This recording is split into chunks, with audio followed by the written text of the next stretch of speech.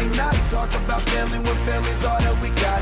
Everything I went through, you were standing there by my side, and now you gon' be with me for the last ride. Hello and welcome to Too Fast, Too Forever. There's all kinds of family, we chose this one. This is episode 34, the turbocharged prelude to Too Fast, Too Furious. I'm Joey Lewandowski. I'm Joe too, and this episode is brought to you by Harpoon Brewing Company.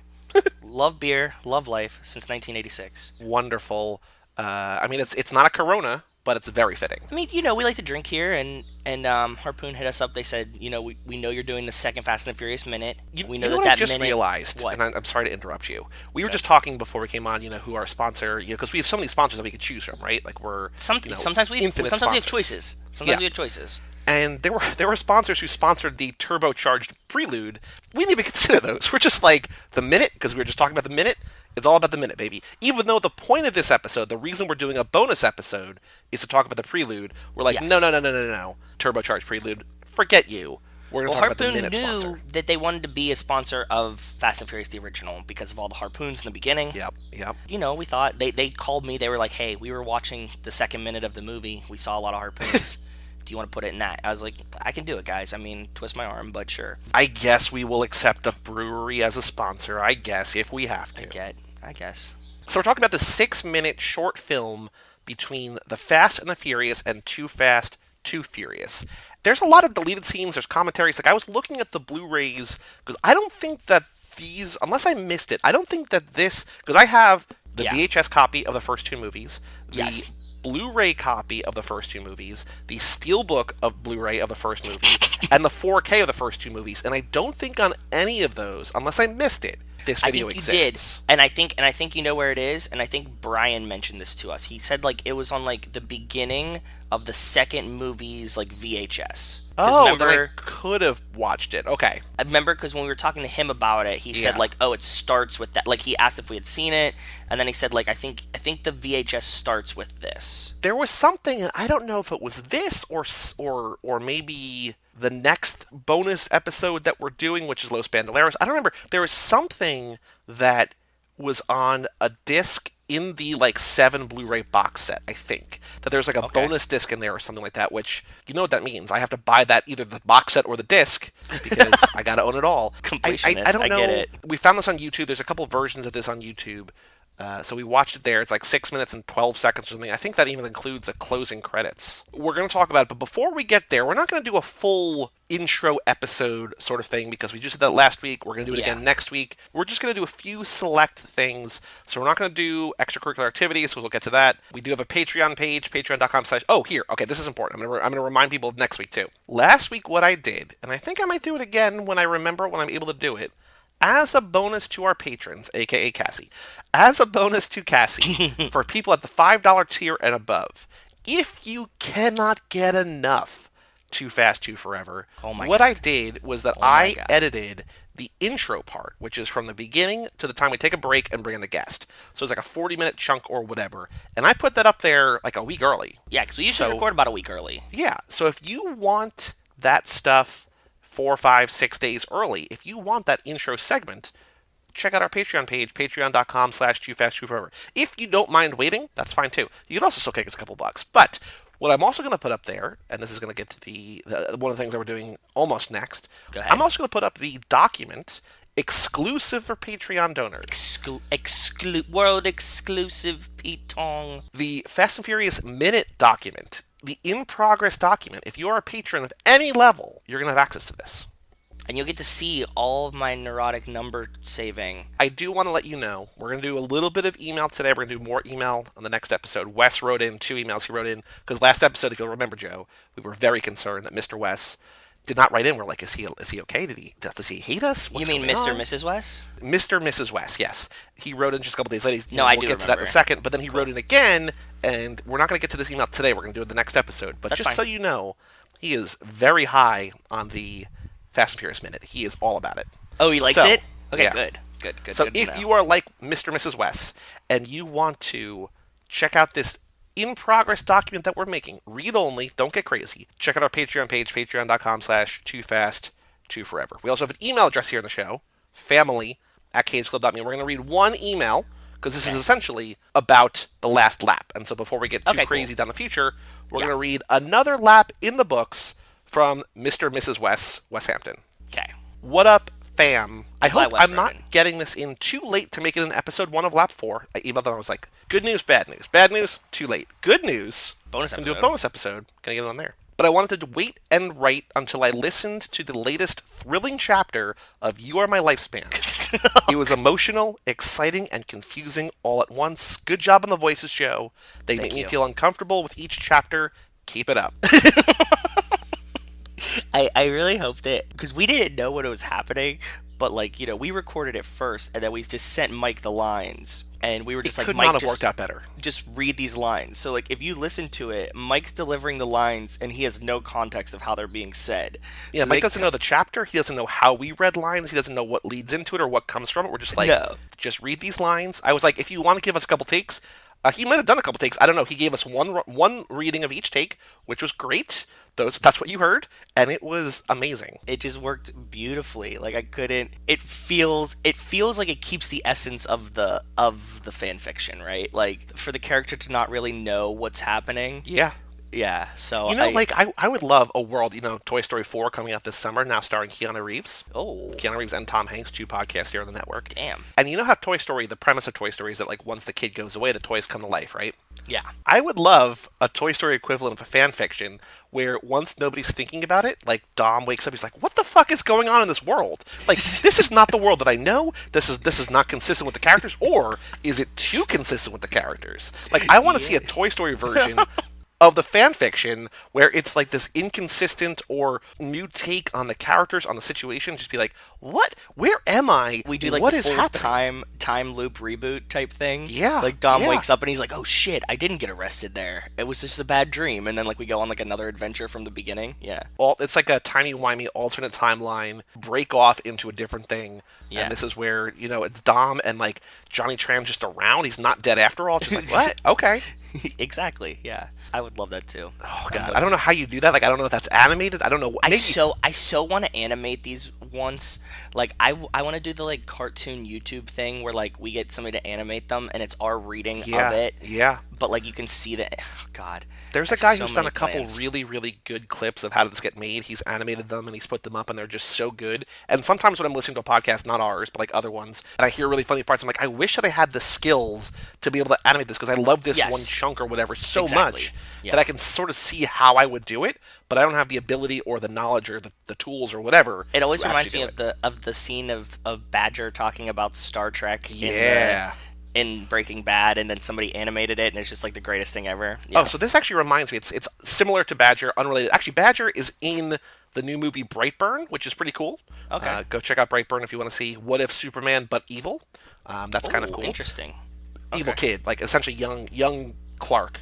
Evil Okay. kid. More important, go see Booksmart. Booksmart is incredible. I love Booksmart. I adore Booksmart. Anyway, sort of like Badger doing Star Wars animated. Kevin Feige's in charge of the Marvel Cinematic Universe in terms of the phases, in terms of like planning and plotting and when everything comes out. He has confirmed that Michael Pena, who was in the 2 Ant-Man movies, has done one of Yes. his like famous recaps, because in both movies he does like this thing like, okay, cool, Yes, so there's this I guy know. or whatever. Yeah. He said that there's video that exists of him recapping the entire Marvel Cinematic Universe, which I very desperately want to see because I think that would be great. Yeah, I like those parts of Ant-Man because he's like, then the guy, and then yeah, I like those. And parts. he knows everything but doesn't really know anything. It's kind of like Yes. you, where it's like it's that actor from that one scene in CSI. I'm like, I don't know, man. Or like SVU. It's like I have no basis for your references.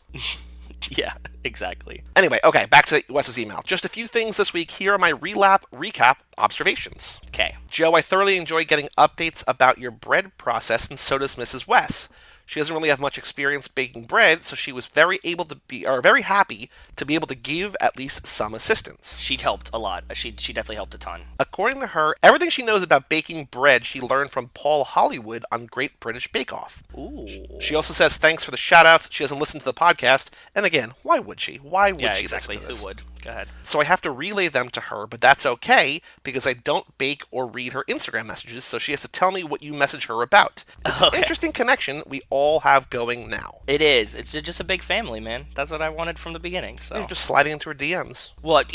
I mean, about bread. Like, here's a picture of the bread that I made. So, yeah, non-creepily. You guys were wondering if people outside the New England area, me specifically, know of the Poconos. I do, but definitely not in the same way you guys do. On the one hand, I've heard about it because Mrs. West's family is from Pennsylvania, Makes Harrisburg sense. and Pittsburgh area, which we knew about. We Yeah. knew that she was a Pirates or a Pittsburgh sports fan, Yeah. so on and so forth. Because she had the Steelers stuff, cookies and stuff. Yeah. But I'm most familiar with the Poconos due to several mentions of it in the show It's Always Sunny in Philadelphia and the ridiculous way that Mac pronounces it, which I think is like the Poconos, maybe? I'm trying to think. Like, he tries to class it up. Like, it's I this think very so. classy. It makes sense. That would be funny. It's not a Philly accent. I'm not really sure what it is, to be honest, but it sticks in my memory. And so maybe I'll look on YouTube and see if I can find it and put it in here. I think that he's trying to say it like it's a classy place because like a lot of people in Pennsylvania think Right. like the Yeah. Poconos. And I'm just imagining him saying it. He's the just trying to fit in with the Poconos. crowd.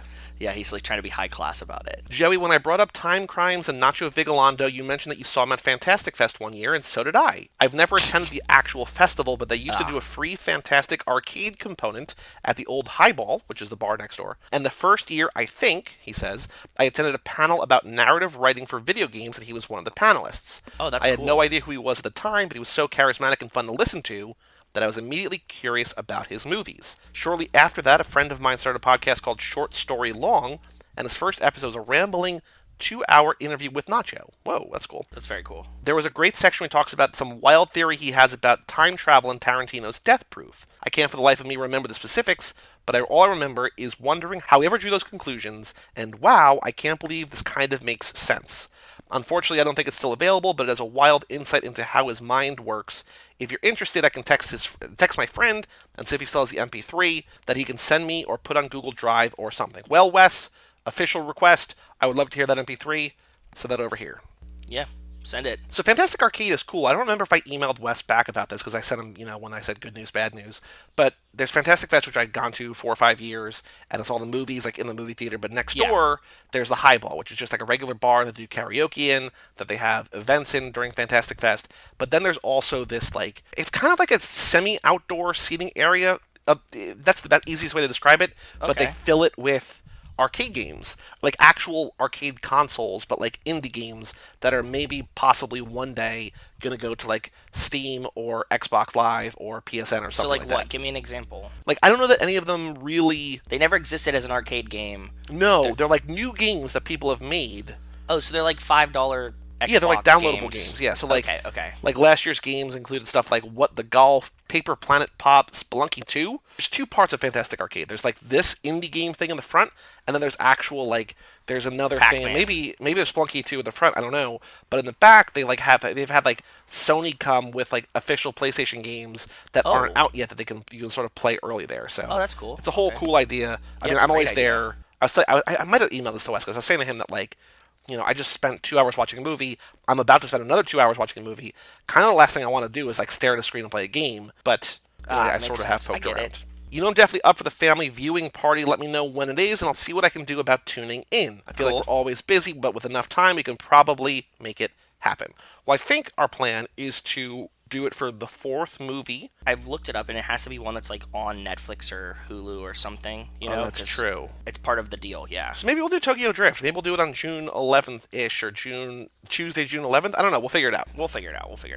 We'll email you, Wes, with And details. this is like a long-term plan. I mean, like we could do it next lap too. It's not like pressing, So Last thing, we finally saw Point Break last weekend. Alamo was doing a buy one, get one free for a 35mm screening, and of course, I couldn't pass up the opportunity to finally see what was essentially the blueprint for the Fast and Furious for the first time on the big screen. via Conditos, Wes. Via Conditos. Our initial takeaways were that it was great and so crazy and fun and very 90s. I can't believe it took us so long to see it, but I'm glad we finally did. It's really funny that he went to go see it last weekend because I was rewatching Point Break last week because I felt like a jonesing to rewatch it. Utah. Young, dumb, full of cum. Get me too. I can definitely see a lot of similarities with Fast and Furious 1, however, was not so close plot-wise as I was expecting based on what I've heard. Yeah, it's not. It's really not. It's close. It's just not the same thing. I expected it to pretty much follow the same beats as the first movie, but there were some glaring differences which I won't go into here.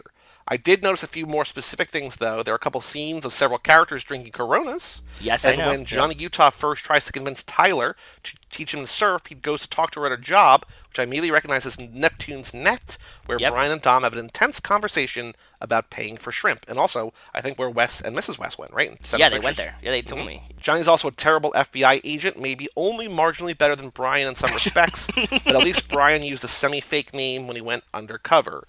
That's it for this time. Hopefully this makes it in before you record, but if not, I guess I'll get you next time. Love you guys like a sister/mother. Until next time, stay furious, Wes. I'm so glad he used the sister/mother at the end. Yeah, I'm glad Wes wrote in. Thanks for writing in, brother. It's always good to hear very from happy you. that he writes in, that he listens, that he writes in. Same. If you want to write in, family@cageclub.me. I told you about this. I don't know if it was on this podcast or if it was on a different one or maybe just offline, but I saw Point Break in theaters in Austin with a live score played by the Great White Caps, which is a surf band from Pennsylvania. They played at the Alamo, the one on 6th Street, Ritz, play like an hour of surf music over it, and it's awesome. And I emailed them, or I Facebook messaged them. I was just like, hey, have you ever thought about putting the score out, as like a 2-hour thing? I would pay for it, and they never responded. I don't know if they legally aren't allowed to do that or just like, whatever, but I would love to see that again. They do it from time to time, but very, very cool. If you can ever get to hear the Great White Caps do their live score of Point Break, go do it. Yeah. And also just watch Point Break. Yeah, Point Break's awesome. And then Wes also sent in a car picture, which we'll do next episode, because he did not include one in the next email for that reason. So we will get to that next time when we get to it. Perfect. We're going to skip On the Streets. We're going to skip New Lap Observations, because those are all things. But now, before we talk about the turbocharged Prelude, Joe, let us talk about the Fast and Furious Minute 2. Here you go. Just packed up a real money load and it's coming your way. Look for Rogers on the side of the truck. Don't forget my share of the deal.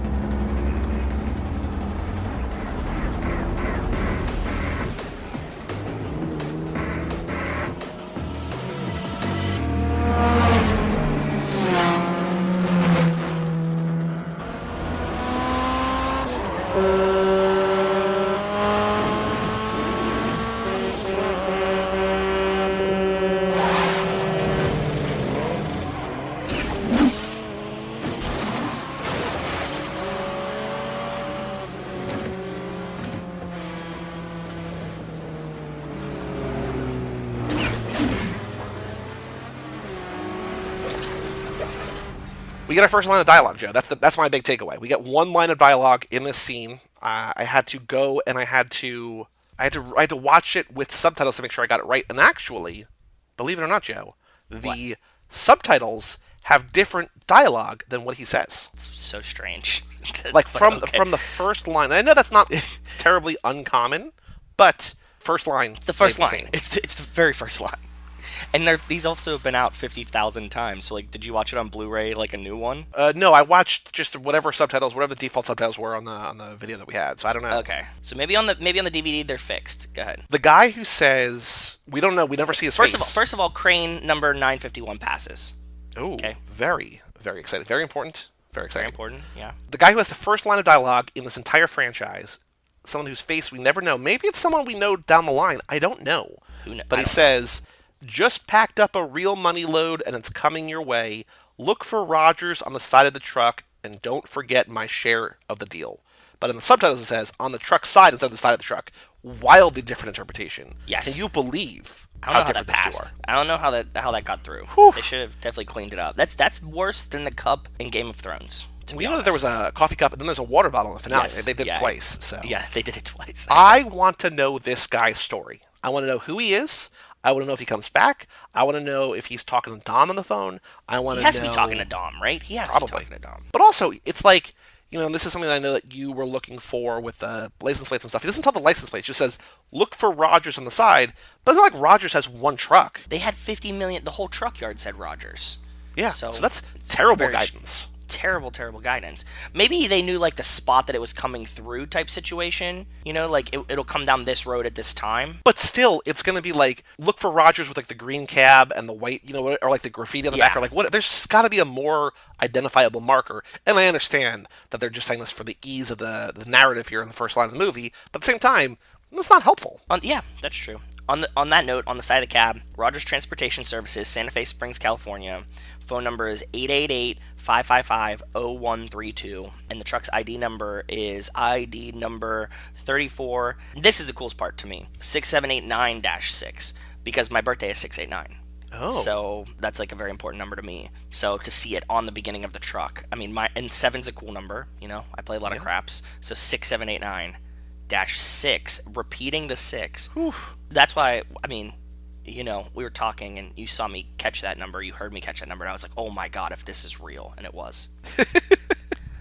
We then smash cut to that street that I think you looked up on one episode, like where that is, right? Didn't you look up this location, or was it not this location? The exit, like Shore Drive or whatever, Yeah. and it's like an industrial park. Yeah, I looked that up on a previous, because they take they're going to take the exit. Do we see that in this minute? Though I don't think so. No, I don't think so. I think it's this road that I think we've looked up because it's like that industrial sort of area. But we don't see the exit for and not in this minute, because I would have caught the signs. I would have tried to read them. Joe, you know? this is an action-packed minute. Considering the first minute was 22 seconds of Universal logo, and then it was the title card spinning, and then we see a guy. Nothing really happens. Here, we get the 3 cars, the 3 Honda Civics come up. Did you know that there's 5 people in these cars? Yeah, because there's 2 cars with a driver and a harpoon. Right.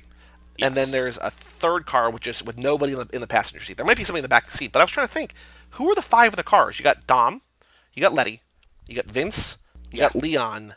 Yeah. It's not Jesse. Jesse would drive with them, because that's at the end of the first movie. They say it feels wrong without Jesse here. Oh, so he's the 5th one. Yeah, so he's the 5th one. Because they're like leaving, and Jesse took off with his Volkswagen, right?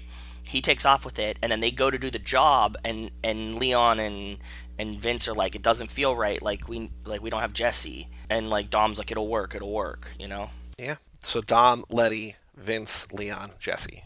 Yes. But yeah, so we have the 3 cars. They have the green underglow, the Honda Civics. Yes. We get the dual harpoon. We get the one to take out the windshield. We get the other one to like sort of tie to the belt and then get in the car. And then, you know, I know we're going to go back because I know you got more details, but like the minute ends with Vince, presumably, tying it to his belt and then jumping. As soon as he basically hits the front of the truck, it stops. The truck is a Freightliner truck. I don't know the model number. Its license plate number is BP147A5. And then on the side of it, the CA number, like I'm guessing that's like the California identification number, is 6112. Okay. And the Department of Transportation number is 0057426. I wonder if we're ever going to get to a license plate that has like actual significance. Like these might have significance that we don't know, but like a significance that we can decipher. Yeah. You know what I mean? Like something related to the movie. I don't think in the first movie. I don't think that I don't know. Well, I mean, you could also have, you know, Rob Cohen or whoever like, oh, my His wife's girlfriend's birthday or whatever. Yep, Yeah, that's what I just, thought. you know. That's exactly what I thought. Yeah. The cool thing that I noticed by tracking the license plate is a huge incongruent. Like this doesn't make any sense. The first guy comes down, pulls the car in front of the truck, harpoons the first harpoon, and kind of like pulls the chair out or something. Just like, you know what I'm talking about? Yeah. It like doesn't stick. License plate of that Civic is 4DZR093. So then the second one, like he kind of like moves to the right, and the second one comes up around the truck and lines up to take the second harpoon shot. It's the exact same Civic. I thought it was the one guy shooting both harpoons. I didn't think it was 2 cars. No. If you watch it, because the first guy, he's still hanging out of the sunroof, and he pulls over to let the second car come up and around and make the second shot. But apparently, like, I'm taking a wild guess that stunt driver was the one that was like, drive up in front of the truck, slow in front of it, let them shoot the harpoon. And they just did the same thing twice. You know what I mean? I'm watching it again right now to see here. So we have the first car, which I'm guessing, do you think it's probably Dom in the lead car with Vince in the side? I think Dom would be running second. I think Dom would be like clean up. So he pulls off. Okay. Go ahead. Oh. Now watch, the second one pulls up. Well, the second one pulls around the thing, pulls in front, and then shoots the harpoon. Yeah. Okay. Yeah, you're right. It's the same license plate number. So they use the exact same car to do it twice. Yeah. Because that is, it's a weird, the way that they cut, like, the one car goes in front and he pulls to the right, and then they both go up, and we don't exactly see it, but it seems like the car that was trailing from the right comes in front of the semi, and then the car that shot the harpoon sort of falls back. Yes. It might not be like that, but that's sort of what it implies, I think. Yeah, and also, if the first guy shot his harpoon, like, is he, like, carrying 2 harpoons? And why is the other guy outside of the roof if he already shot his harpoon? True. You know what I mean? Yeah. It's definitely, like, each guy had 1 harpoon. They went and shot the first one. The other guy comes in. he shoots a second one. That's what happened. Do you think that this is they need 3 cars for this? They've got to be stealing the truck, right? Because they're not loading up their cars with DVD players and TVs because they can't fit a lot of those. They can't fit things in the Yeah, they Civics. have to steal the truck. That's what they do. So, do they need 3 cars? I think so. I think that's the lowest number you can have in case something goes wrong, right? Okay. Like, you need at least 2, and you need one guy to be like, if something goes wrong with the first 2, he can help get you guys out of there. I think Well, you that's the can't lowest have like number. 2 cars with 2 people in them. You don't think? No. Because like, so worst case scenario, like what we see at the end of the movie, right? Where like, say there's say for instance, there's Dom and Vince in one car, right, and Letty and Leon in the other car, right? Yes. And Dom driving and Vince shoots the harpoon, and then Vince reloads or whatever, say, and he shoots a second harpoon, and he gets in the truck, and then shit goes wrong. Letty then pulls over, and Leon gets from his car onto the trailer truck. He's there to, and I guess you could also say, like, if something goes wrong with him, there's a third car with just the driver, so I don't know. I think you can maybe No, the third do car it too. runs distraction though. He's like Okay. he's fucking with the truck from behind. That you need a third car to like Okay. watch the traffic behind you, make sure nobody's like coming up on your sides and stuff because they're trying to fuck with the truck, right? Like you need a guy that's like quarterbacking in the back. And you also can't really fuck with a truck if you're going to steal the truck, right? Like you can't do And you too can't much and you damage can't get to your it. cars fucked up either. Like Right. like if somebody like saw somebody dicking around on the highway and they went to like pass them on the left and like plowed the back of a Civic, you know what I mean? This could be really bad for them. True. That's why I'm thinking 3 is the optimal number. It Okay. makes sense to me. Well, we did it, Joe. We covered the second minute. Damn, we did good. I think. The next minute is going to be big. I wonder in what minute. I wonder if it's minute 3 or minute 4 or minute 5. When are we going to see Brian? I don't know. It's soon. I feel it. I feel it in my cockles. It's not yet. Next episode, Too Fast, Too Furious, minute 3, coming at you. Okay. Anything else to say about this minute, or are we good? No, I think we're good. I think we got all of it. And if you want to see the document, subscribe on Patreon. Even $1 a month gets you access to this document. It's pretty comprehensive so far. We're like on, I mean, with spaces and stuff, we're like We're on over a second page for 2 minutes. We're over a page for 2 minutes. Yeah. So the turbocharged prelude for Too Fast, Too Furious, the reason So we're here neither of today- us had seen it, right? You didn't see No, it before. no. I didn't see it before. I was concerned. I was talking to you beforehand, and I was like, "How long do you think we're going to be recording this episode?" You know, stuff like that. And we had no idea. And then I watched it and was like, "Not very long," which isn't true, but it didn't feel like it was going to be that long, right? No, and like a lap or two ago, Wes had written it and said there's 2 things in between that I think we had sort of known about, but he's like, this first one, not great. He said Los Bandoleros, better. He's like, not yeah. don't have really, really high hopes, but like Los Bandoleros is worth watching. He's like, this first one, and so we That was watched the it. thing. There's nothing of consequence in it. So here's the text that comes on screen. Paul Walker returns in this electrifying short film that continues the action of the Fast and the Furious and takes you to the sizzling streets of Miami, where Too Fast, Too Furious begins. Which, yeah, that Kind is of. true. Kind of. But so here's the big concern. This is maybe a disclaimer, maybe not. I don't know. Because we watched it on YouTube, it felt like there's no dialogue, and like there's a part where he No, goes on the street there isn't, race. because I found another one on YouTube, and it was the same thing. So, Okay. so don't So be I guess like, there's no dialogue in 6 There's minutes. no I'm just like, dialogue. huh. it's just like a long montage. Generally, it's like a long montage of Brian. At the end of one, you see him give the keys to Dom. Brian like running from the cops and trying to make it to Miami, and the only way he can get there is by race carring other people. He's like haunted by because there's like this like montage. He's like, I owe you a 10-second car. He hears it like a couple times. Yes. And here's the keys. Like this, like he's like, oh no, like what? And we also see like Brian and like very like he's got his brown hair now. It's Yes. no longer the bleach blonde. Black t-shirt, which is kind of ironic because I was wearing the exact same black t-shirt like as I'm watching this, because you know that that's like totally my speed too. So like Yeah. I had a black t-shirt, front pocket, way too big. What I liked about this is that we see Brian's yellow house, his orange couch, and his blue bathroom. We will never see this again. We never saw this in the first movie. I also want to know what house this is, because if he's crouching, he was saying at in Harry's. the auto body shore. Yeah, like In the first one. What house is this? I think it's like a hideaway or something. With I'm guessing. paid for by who? Dom? Me? I don't know, man. Maybe like somebody else in the racing scene, like Harry, maybe. Who knows, right? Guess. Okay, Maybe it's Harry's house. maybe. I don't know. That's But- my big question. What is but we whose see house him- is this? We see him. It cuts back to the bathroom, and he hangs up his badge on the medicine cabinet, and he like walks out, and as he walks out, the police like raid the house. Well, the police get his mugshot. He's wanted. They're like, this is Yes. someone. As the 6-minute video goes on, his face is in newspapers. His face is on TV. Like, he is this wanted, nationally wanted criminal for aiding and abetting, I guess, grand theft electronics. Like, I don't, you know what I mean? Like, I don't. Yeah, and And an aiding accessory to abetting- murder, maybe, I guess, but I don't Maybe, know. It yeah. feels like it should be his face next to Dom's face, right? But it shouldn't just be Brian's face. Yeah, exactly. Like is it in 5 where there's, or maybe it's in 4 where it's like Dom, Brian, and Mia, and they're the 3 of them on TV, and it's like, well, that makes sense because they're like sort of the ringleaders in a sense of this Yeah. family. But to just have Brian be on TV feels convenient for this little video. But they don't really know that it is Dom. Like, they didn't know that Dom was committing crimes. They know that Brian, like, let Dom get away and, like, was doing stuff. But, like, they never had the knowledge. Like, they still were building the case on Dom, right? So, like, they know Brian committed crimes, but they didn't know that Dom committed crimes. Kind Yeah. of thing. Get Yeah. it? And plus, he was, like, a cop. Like, you want to catch the rogue cop first. Like, Sure. Dom's just, like, a thief. So, Yeah. it doesn't really matter. So my big wow moment, Go ahead. Minka Kelly. Yeah, I know. Holy shit, right? Lyla You're Garrity skipping from stuff. Friday Night You're Lights. skipping stuff. Well, I know that, First- but I'm just saying my wow moment from this thing is Minka Kelly. As I was just like, oh, Jessica Alba looked like. I was like, wait a minute, I know her, Minka Kelly. Yeah, she looks just like Jessica Alba. I agree. I thought the same thing. What did I skip? Brian's driving a different car. Oh yeah, okay. Well, that of course that's why I would skip it because I don't know cars. Yeah, he's driving this like '94 Toyota Supra MK4 that's like red. No, that was the car that he gave away. Sorry, the car that he's driving that he's racing with is a Dodge Stealth.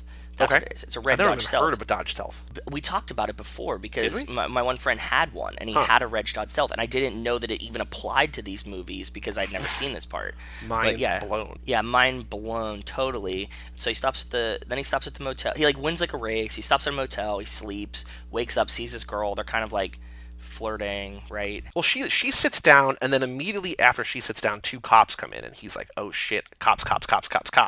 yeah, From the first movie, the I tattoo know, I got it. that Island has down her arm. He like hides his face in classic like, "Don't let the cops see me," and then he leaves, and she's like, "Oh, By the way, if you were a cop and you're like in a diner and somebody's like rubbing their face, Oh, yeah. wouldn't you be a little suspicious, right? And also, it cuts away almost immediately, but he goes outside. He's not playing it low key because he's in like a very Dodge fancy Stealth, like, tuner car. the red yeah, Dodge right? Stealth, yeah. Like this is an aggressive car. If you're looking for a guy that was like in the car racing scene and you like walk into a diner, there's like a street racer outside. And he peels out. Like it's not like he like slowly backs out, Yeah. like whatever. And, like the cops like turn around Turn. and then Yeah. turn back to the counter. Like, oh no, who gives a shit? It's like what? Damn Korean teenagers. I guess they're not great cops. That's the point. In all of California, apparently. I guess. If you're a California Highway police officer, please write it. family@cageclub.me. Defend your Chips. Defend your if you're a squad. member of Chips, right in. So he goes to the motel room. He goes out. He's about to go to his car. The cops are by his car.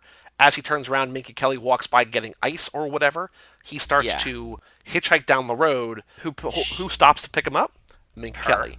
They get out of town. This is also very interesting to see that like he's like flirting with the girl because we know the rest of the story, right? Like we know that we get back to Mia, but like he's like entertaining. Well, I think just this- like in corporate parlance, TV show corporate, she's the one who is there, and also she's Minka Kelly. She's proximity gorgeous. crush. Yeah, she's stupid hot. I agree. Yeah, I guess I don't know. And then she's got a Mitsubishi of some kind, right? I thought she had a BMW. I didn't pay attention. Oh, I think I saw that. Maybe not. I don't know, but I think it's a Mitsubishi. It's a silver car of some kind. She lets him out at this like Asian-owned. The only reason I said Asian-owned because Tokyo Drift is important, and there's like it's like True. this like Korean family or whatever, and the dad's got a cowboy hat, and they're like, here, like all wordless because this is all just like weird score over top of it. Buy this fancy car. He's like, no, I want that car, like this like dirty beat up thing in the back.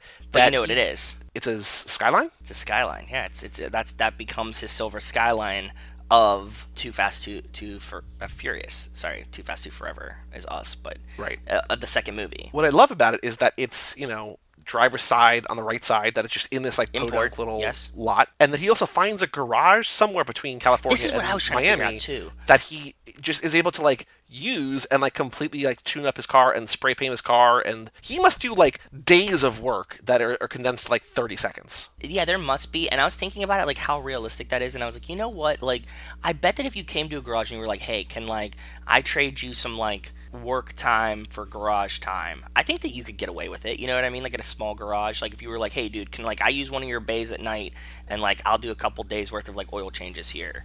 I think a guy would be like, yeah, that works. You know? Yeah. That seems like a thing that like garage type of things would do. Yeah, I think I don't want to classify all garage owners, but I feel like because he's finding the races from city to city, right? Like he's able to find the underground street races. I feel like And you if you can pull up in find a car that's kind of like a race car, yeah. yeah, you can find a garage that it's someone who's not necessarily doing illegal things, but will turn a blind eye to a criminal or a wanted person or whatever. You know what I mean? Like Exactly, because like all the street races are always criminals, right? Like by definition, if you're street racing, you're a criminal. oh, also the twist of the Minka Kelly thing is that she knew who he was. She has Oh, the yeah. newspaper in his car. He sees the newspaper and she just smiles at him and drives away. Ooh, so he's like a international bad boy now. I want her back. There's no reason for her to come back because I looked on IMDb and it says the only person who's credited is Paul Walker as Brian O'Connor, and you click see full cast and crew, and there's like 4 or 5 people, and it's Minka Kelly uncredited as girl.